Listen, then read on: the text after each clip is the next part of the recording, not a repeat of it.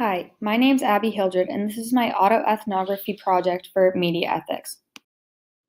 Throughout this presentation, I will be talking about the different types of media that I consumed throughout my day, the amount of hours I spent on these different types of media, and the ethical implications of my media consumption. The types of media that I consumed throughout my day were Instagram, YouTube, Twitter, Facebook, Pinterest, Snapchat, Netflix, and Spotify.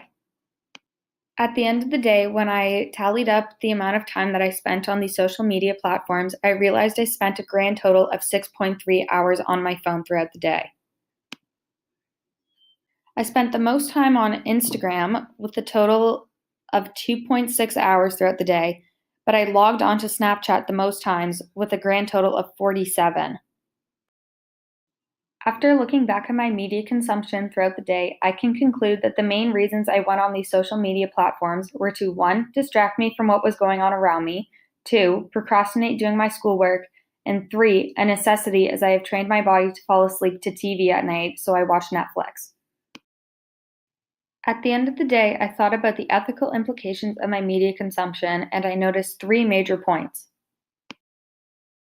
I chose to look more in depth at Instagram, and I realized that it is 1. Filled with many fake posts, 2. It is owned by Facebook, which has had major ethical problems surrounding itself lately, and 3. It can help deteriorate people's mental health and its stability.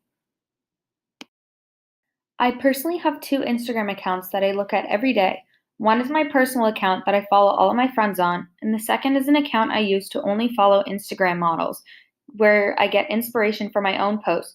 But this account is filled with many sponsored posts that are highly edited and essentially are fake. As I stated earlier, Instagram was bought by Facebook back in 2012 when they paid $1 billion for the app, as they saw a shift in the social media market and they knew that it would be a hit. Earlier this year, it was released that Facebook was using millions of people's Facebook profiles without their consent for political purposes, and their stock dropped 20%, which equals $120 billion.